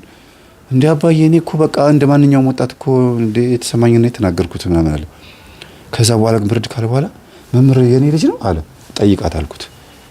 አንቺ የኔ ልጅ ነው አላት። አንቺ አትበላት፣ ስነ ስርዓት አድርግ። እናትየው ደግሞ ስሟን ጥራት። ከዛ ስሟን ጠርቶ የኔ ልጅ ነው አላት። የኔ ልጅ ነው የሚለውን ነገር እንዲያስተካክል 3-4 ያስተካከሉት። ከዛ አጎንብሳ ማልቀስ ጀመረች። የተቀበለችውን መከራ ያየችውን የተሳቀቀችውን፣ በተለይ ምንም አልጎደለባትም። በርግጥ ግን መሳቀቀን ራሱ እኮ በጣም ስቃይ ነው ታውቃላችሁ አይደል? ካሁን እንኳን ምን ይፈጠር ይሆን ብሎ በማሰብ ጸሎት ክፍሉ ደግሞ ሰፋ ያለ ስለነበረ ልጁ መሀል ላይ ይጮታል ምንጣፍ ላይ። እዚህ ጋር የእመቤታችን ስዕል አለ። ቤቱ በስዕል ሙልት ተብሏል። እጣን አለ። ከዛ መስኮቱን ክፈቱት። ሙቀታችን ጨመረ። ከዛ በኋላ ልጁን ብድግ አድርጎ አነሳና አቀፈው። በቃ ሆኗል፣ ተወልዷል። በቃ ይሄ የኔ ልጅ ነው አለ። አዎ ያንተ ልጅ ነው፣ ተቀበል። እንዲቀበልስ እንደ ግዴታዬ ነው። ከዛ ለስለስ ማለት ጀመረ። ደነገጠ። በቃ እሺ ይቅርታ አድርጊልኝ ብሎ በርከክ ብሎ ይኸው እመቤቴን በቃ ይቅርታ አድርጊልኝ አላት። እኔ ይቅርታ አድርጌልሃለሁ፣ ችግር የለውም። እኔ ግን ሁኔታህን አዝማሚያህን አይቼ እዚህም ባህሪህ የማይለወጥ የማትስተካከል እኔንም ሁሉ ነገር ማትቀበል ቢሆን ኖሮ በቃ ልጁ እዚህ ቤት እናትህ ተቀብለዋል፣ እኔ ወጥቼ በዛው አታገኘኝም፣ በቃ ጠፋ ነበረ ብላ ነበር ያሰበችው። እና ቅዱስ ቁርባን ተቀብላለች። አሁንም ንስሐ ገብተህ በግልህ ቅዱስ ቁርባን መቀበል ትችላለህ። በግልህ ለትዳር አይደለም ሚስት ስለሆነች ወይም ደግሞ ጮኛ ስለሆነች አይደለም። በግልህ ንስሐ ግባና ቅዱስ ቁርባን ተቀበል አልኩት። እግዚአብሔር ስም የተመሰገነ ይሁን። ከፊታችን እንግዲህ ባሉት የትንሳኤ ወይም የዳግማዊ ትንሳኤ ጊዜ ላይ ቅዱስ ይቀበላል ማለት ነው። በጸሎት ክፍል ውስጥ ተጠናቀቀ። ብዙ ጊዜ እኔ ብዙ ገጠመኞችን የማጠናቀቀው የሚያንጠለጥል ጉዳይ ከሆነ ጸሎት ክፍል ውስጥ ነው የምጨርሰው። ምክንያቱም እግዚአብሔር ስራ እንዲሰራልኝ እቅድም ሳቅድ ፕላንም ሳደርግ አውትላይንም ምንም ነገር ሳደርግ ጸሎት ክፍል ውስጥ ሆኜ ነው የምሰራው፣ ይሳካልኛል። ምክንያቱም ሰይጣን እዛ ቦታ ላይ ምንም ነገር ማድረግ ስለማይችል እዛ የታቀደ እዛ የተጠነሰሰ ማንኛውም ነገር ወጣችሁ እንኳን ስትሄዱ በእግዚአብሔር እጅ ውስጥና በመላእክት እጅ ውስጥ ስለሆነ ድል ያደርጋል፣ ግብ ይመታል። ወይም ደግሞ ሄዶ አት ዘ ፖይንት ቦታው ላይ ነው የምታገኙት። እና ከሁሉ ግን በጣም የተደሰተችው ባለ ታሪካችን ናት ልጅቷ። ባህሪ እኔም ቃል ገባለሁ ባህሪን ቀይሬ ተለውጬ ጓደኛ ይዤ ምናምን ስትል ጊዜ እስቲ ይሁን አምጪውና መጀመሪያ እኛንን ስላንቺ ምን ነገረው አሉ አባትየው። ይምጣና ልጄ እንዲህ ነው ባህሪዋ፣ እንዲህ ነው ጸባይዋ፣ ቻላት እንግዲህ አዝልሃት እንደምትዞር አድርገን ማሰብ ያለብን ብለን እንነግረዋለን እንጂ አንቺ ተስተካከያለሽ ብዬ አላስብም አሉ አባትየው። አይ ልጄ እንኳን ተስተካከላለች፣ ምክንያቱም የሆነ የገባት ነገር አለ፣ እየሰገደች ነው። አይነ ጥሏ ሲገፈፍላት ጥሩ ሴት ነው የምትሆነው። ቀሚስ ለብሳ እንኳን አይቻት አላውቅም ነበር፣ ይኸውም ቀሚስ ለባሽ ሆናለች ይላሉ እናትየው። መጽሐፍ ቅዱስ ከፍቼ አስተማርኳቸው። ስለ ድንግልና ክብር ሳስተምር ሁለቱም አለቀሱ። ለምንድነው ስለ ድንግልና ክብር ያስተማርኩት? እናትየዋ በጣም ስለ ድንግልና ያላቸው አመለካከት እጅግ በጣም ደስ ይላል። ሴት ልጅ ድንግልና መጠበቅ አለባት፣ ሴት ልጅ እንደዚህ መሆን ያለባት ምናምን ብለው የሚያስቡ እናት ናቸውና አስተምሬ ሲጨርስ ምን እዚህ ቤት ውስጥ ድንግል አለ ብለህ ነው ልጅ የምታስተምረው አሉኝ።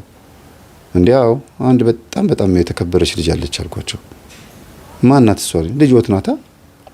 ድንግል እኮ ናት። ወንድ እኮ መች ተጠግቷት ያውቃል? አይነ ጥላ ወንዶችን ቢያባረርባትም በተዘዋዋሪ መንገድ ግን ያው ወንድ ተጠግቷት አያውቅም አልኳቸው። እና በእርግጥ ድንግል መሆኗን ታውቃለች፣ ግን አስተውለው አታውቅምና እግዚአብሔር ይሆን እንዴ ምናልባት አይነ ጥላውን እኔ ላይ ዘበኛ አድርጎ የቀጠረው ድንግልና እንዳይሄድ ብላ ስትል ጊዜ እናትየው በሳቅ ነው የሞቱት። የድንግልናን ትምህርት ካስተማርኩ በኋላ ግን ገብቷቸው እና ልጄ ድንግል ነሽ አሏት። አዎ ማየ እንዴ እኔ ወንድ ነክቶኝ አያውቅም እኮ ያው ወንዶችን እያሸሸው እያራኩ አይደል ያስቸገርኳቸው። ታዲያ እኔ እኮ አይ እንደው ለስሜትሽ ለፍላጎትሽ ብለሽ እኮ ድንግል እንደው አስረክበሽ እንዳይሆን። ኧረ ማዘርዬ እኔ ንጹህ ነኝ እውነት። አዎ ግንባሯን ሳሟትና በተክሊል ልታገቢ ነው የምፈልገው አሏት። ከዛ ግን ማየ ድንግል መሆኔን ስትሰሚና ስለ ድንግልና መምህር ሲያስተምር ቀለል አድርገሽ ነው ለድንግልና ያለሽ አመለካከት እኮ በጣም ከፍተኛ ነበረ። እኔ እኮ ነኝ የነገርኩት ስላንቺ ብላ ትላለች። አዎ በጣም ስሜቴ በተጎዳበት ተስፋ በቆረጥኩበት ሰዓት ስለሆነ አሁን ሁሉ ነገር ካለፈ በኋላ ስለሆነ ምንም አይመስለኝም አሉና እውነት ነው የምላችሁ ለካ ሴትዮዋ ልጅቷ ፊት ያንን ስሜት ማሳየት ስላልፈለጉ ነው። ሁሉም ሰው ከወጣ በኋላ ስቅስቅ ብሎ ነው ያለቀሱት። አንደኛ የእሳቸው ድንግልናቸው እያለ በተክሊል ማግባት እየፈለጉ ነው ያለ ተክሊል ያገቡት ባላቸውን። ያንን ፍላጎታቸውን ደግሞ ልጃቸው ላይ መስራት ይፈልጉ ነበረ። ወንዱ ያው ድንግልናውን ሳይጠብቅ በመሀል ችግር ተፈጥሯል።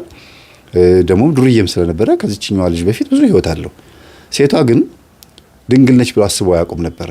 ብጠይቃት ለምን ጠየቅሽኝ ትለኝ ይሆን ልጄ ድንግልናሽን አስረከብሽ እንዴ ብዬ ብጠይቃት ለምን ጠየቅሽኝ ትለኝ ይሆን እያሉ ይጨነቁ ነበረ በየጊዜው። ሳይጠይቋት ይኸው ስንት ጊዜ ሄዷል። እና ድንግል መሆኗን ሲሰሙ ሰውነታቸው በጣም ነው በቃ የተጨነቀው። በቃ እንዴት ይሄ ሊሆን ቻለ? በጣም ነው የሚገርመው። አያቴም እንደዚሁ ድንግል ሆና ወንዶችን ስታሸሽ፣ ወንዶችን ስታባረር፣ ወንዶችን ስታርቅ ቆይታ የሞተችው። እንደገናም ደግሞ እኔም ድንግልናዬን ጠብቄ በተክሊል አገባለሁ ስል በመሀል ይሄ ሰውዬ መጥቶ በመስተፋቅር አገባኝ። በመስተፋቅር ነው ያገቧቸው እና ያለው ቤተክርስቲያን ጋብቻ ድንግልና የፈረሰ በሰይጣን ስለሆነ ሰይጣኑ ፈቀደ ድንግልና እንዲወሰድ። አይነ ጥላው ከአያት የመጣው አይነ ጥላ አሁንም ልጄ ላይ ተቀምጦ መሆኑን ያወኩት አሁን ነው አሉ። አዎ አያታቸው በድንግልና እስከ 40 ዓመት ድረስ ቆይተው ነው 40 ዓመት ላይ ሴት አያታቸው ማለት ነው 40 ዓመት ላይ በስንት ሰቀቀን ልጅ ወልደው እኚህ እናት የተወለዱት እኚህ የሚያወሩት እናት ማለት ነው የልጆቹ እናት። እንደገና ደግሞ አሁንም ያ ወንዶችን ሲያሸሽ የነበረው መንፈስ እኔም ላይ ደግሞ አርፎ እንዲሁ ሲያሰቃየኝ ቆይቶ መጨረሻ ላይ እኔም ይሄ ሰውዬ ነው እንደዚህ ያገባኝ። አሁን ደግሞ ልጅም ደግሞ ወንዶች እንዳይቀርቧት የሚያደርገው መንፈስ ከዛ ከአያት የመጣው አለ እና ፈርቻለሁ። የደነገጡት ለዛ ነው። ከንጽህናና ከድንግልናዋ መኖሩ ይልቅ ደስተኛ ከመሆናቸው ይልቅ ያ መንፈስ ልጃቸው ላይ ተቀምጦ አሁንም እንደዛ አድርጎ ያስረጃት ይሆን ወይ ጓደኛ እንዳትይዝ አሁንም ይከላከልባት ይሆን ወይ ብለው አስበው ነው የተጨነቁት እና አለቀሱ። ማዘር ምን ሆኖ ነው ስላቸው ጊዜ እንደው ልጄ እባክህን ጓደኛ ሲይዝልኝ ቶሎ ታግባች ልጅ ለካ ወድ አይደለም። አሁን አያቴ ትዝ አለችኝ። አሁን እኔ የኔ ህይወት ትዝ አለኝ። ወንዶችን የሚያሸሸው መንፈስ ከኛ ነው የመጣባት። ከአባቷ ብቻ አይደለም፣ ከአባቷ ባህሪ ነው የወረሰችው። ባህሪ ብቻ አይደለም ማዘር ባህሪም እኮ ራሱ እኮ ወንድን ያሸሻል። ስለዚህ ከአባትም ከእርሶም የመጣ ነገር አለ፣ ተመሳሳይ ነው። የእርሶ ባለቤት በስተርጅና ለእርሶን ያገባውት። አዎ ስለዚህ እሷም እንደዛው ይሄም ማንፈስ አለ ስላቸው ጊዜ ከአባትና ከእናት ወርሳለች። ወይኔ ኧረ ልጄ እንደው ቶሎ እንድታገባ እንደው ባክን አሉ። እኛ ይሄን እያወራን እሷ በሞባይሏ ልጅቷ ለወንድሟ ታሳየዋለች። ተመልከት ጓደኛዬን አየሁ እኔም ጓደኛ ይዣለሁ ትለዋለች። እና እማዬ ብሎ ይጮሃል። አቤት ምን ሆነህ ነው እንደዚህ የምትጮኸው? አረ ልጅሽ ሳጠብ ሳትቀርም የፎቶ እያሳየችኝ ነው፣ አምጪ ያሳይኝ ቢያት አሉኝ። ሁለታችን በመስኮት እያየን እኛ የምናወራው ስለዛው ነው። አምጪ ውስጥ ያሏት። አረ እማዬ ዝም ብሎ ነው አምጪው አንቺ አሏት። ተቆጧት። ከዛ ዝም ብሎ ነው ክላስ ጓደኛ ነው ይሁና አምጪው ነገ ይዘሽው እንድትመጪ። እናትዬው ወዲያው ነው እርምጃ። እማዬ ደግሞ አምጪው በቃ እኛ ጋር ሆኖ ይኖራል እንዴ እንደ ሕፃን ልጅ ታሳድጊው ነው እንዴ? ይምጣ ከወንድምሽ ጋር ይተዋወቅ። አውቀዋለሁ እኮ እማዬ የሚገርምሽ ጓደኛ የክላስ ጓደኛችን እኮ ነው። ይምጣ ችግር የለውም አምጪው። ተማሪ እያላችሁም ታገቢዋለሽ እየተማራችሁ ትኖራላችሁ ትዳር ላይ እናትየዋ እንድታገባ ከመፈለጋችሁ ተነሳ በጣም ፈርተው ቸኩሎ እኮ ነው አረ ማዘርዬ እንደሱ አይደለም ግድ የለውም ቆዩ ተቻክሎ ደግሞ ማይሆን ነገር ውስጥ እንዳይከቷት በኋላ ሲጠና እምነቱ ፕሮቴስታንት ነው ማዘርዬ ሃይማኖቱ እኮ እንደዚህ ነው ጊዜ ወይ እንዱ ምን ይሻለኛል ይሁን አንተ አታስተካክለው አትቀይረው እኔን እኮ ነው አይ ማዘርዬ እንደሱ አይደለም ቆይ አይቸኩሉ ግድ የለውም ጓደኛም ከሆነ ምንም እግዚአብሔርን ቃል የሚያዳምጡ እኔን ጋር አይጠፉም አልኳቸው እውነትህን ነው አሉ አሉ እሺ ካለችማ ቶሎ አጋጭልኝ እዛ በቃ ምናምን እናትየዋ በጣም ነው የጨነቃቸው በቃ በዚህ ሁኔታ ውስጥ ያለነው ነው እና አሁን ፕሮቴስታንቱን ጓደኛውን አግኝቸው 2 ቀን ማክሬዋለሁ ምንድነው ልጁ በቤተሰቡ ነው እንጂ ፕሮቴስታንት እሱ በዝም ጣጣ የለውም ስለዚህ ቀስ ብሎ ወደ መስመር ይመጣል ብዬ አስባለሁ ማለት ነው እንደ ደረቆቹ አይደለም እና የቤተሰቦቿን ታሪክ ምናምን ያለውን ነገር አጠቃላይ ስለ ልጅቷ ምናምን ነገር ልነግረው ላወራውና ከሷ ጋር መቀጠል እንዳለበት ምናምን እንዲሁም ቤት ውስጥ እንደሚሰግዱ እንደሚጸልዩ ምናምን እንቅጩን ነግሬው ይሄንን አምኖ የሚቀበል ከሆነ ብቻ ነው ጓደኛው የሚሆነው ይሄንን ምነግረው ለምንድነው በጣም እንደወደዳት ስለሰማው ነው በጣም ወዷታል ቶሎ ቶሎ የሚደውለው ክላሳት ምጭም ወይ ቤቷ ድረስ ሸኝቷት ነው የሚመለሰው ምናምን ስለዚህ ገብቶለታል ማለት ነው ፍቅር አይኖካል የሚባለው እና እንግዲህ የገጠመኝ ይሄን ይመስላል በጣም ደስ ብሎኛል ስላቀረብኩት ስለተሳተፍኩበት ብቻ አይደለም እናታችን እመቤታችን ቅድስት ድንግል ማርያም በጽዋዋ በዝክሯ እዚህ ቤት ገባች የትኛው ጽዋ የትኛው ዝክር እዛ ሃይማኖት ያስተማሩ ጎረቤት ልጅቷን ያረሷት ጎረቤት እንዳለ ማህበራቸውን ይዘው መጥተው እዚህ ቤት ቤተሰብ ሆነው ተቀላቀሉ ማናቸው እስቲ ልጅቷን መንፈሳዊ ያስተማሩልን ልጄንም የቀየሩልን የትኞቹ ናቸው እስቲ ጥሯቸው ተብለው መጥተው ደስ ብሏቸው ወደ 15 ነው 16 ቤተሰብ በልተው ጠጥተው ነው ሄዱት ደስ ብሏቸው አክብረው ነው ሄዱትና የእግዚአብሔር ስም የተመሰገነ ይሁን አሁን ባለንበት ሁኔታ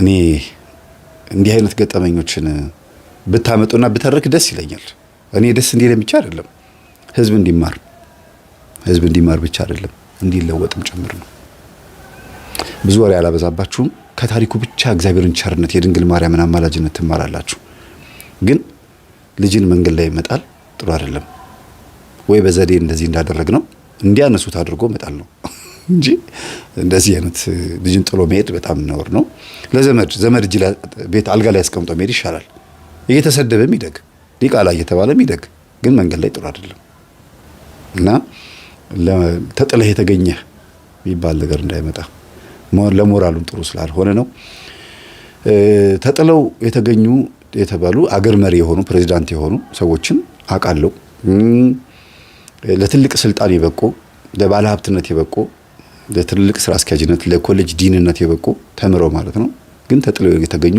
በጣም ብዙ ሰዎችን አቃለውና ራሱ ተጥለህ ተገኝተህ ነው ሲባል ሞራላቸውን ለመጠበቅ ብለው ደግሞ ሰዎቹ ራሳቸውን ያነሱበትና ያሳደጉበት መንገድ የተለየ ስለሆነ እግዚአብሔር ስሙ የተመሰገነ ይሁን ሞራላቸውን የሚጠብቁ ሰዎችን ያብዛልን የእመቤታችን የቅድስት ድንግል ማርያም በረከት ረድኤት ከኛ ጋር ይሁን ሰላም ሁኑ ላብናደ እስኪያልበ ተከዘልን በጊዜ ሲማኔ በጨለማ ላብናደ እስኪያልበ ተከዘልን በጊዜ ሲማኔ በጨለማ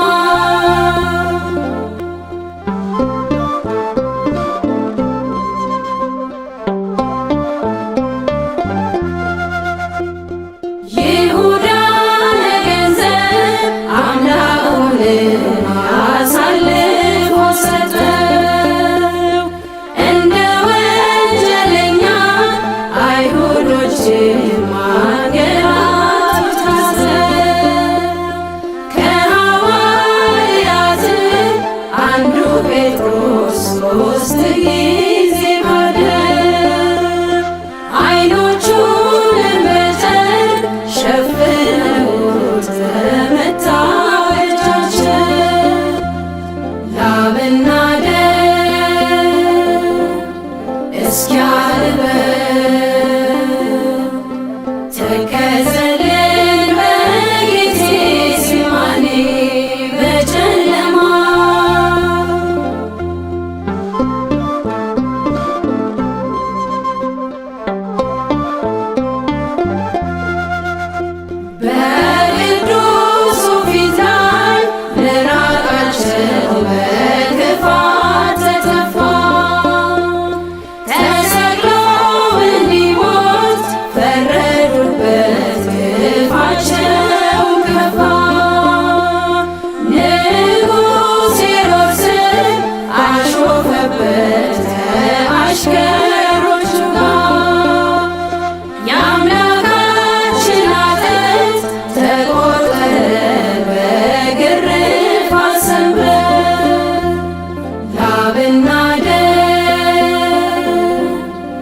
you.